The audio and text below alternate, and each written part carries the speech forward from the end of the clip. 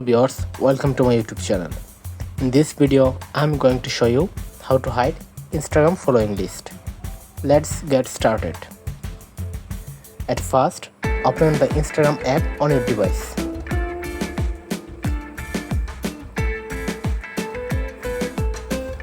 Now click on the profile icon. Now click on three dot line.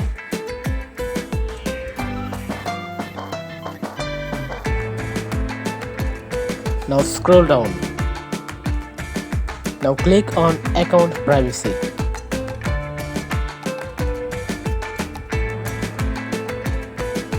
Turn on private account.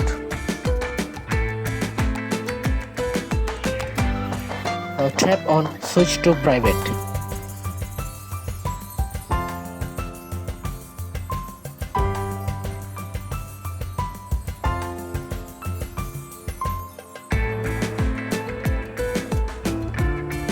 By this process, you can easily hide your Instagram following list.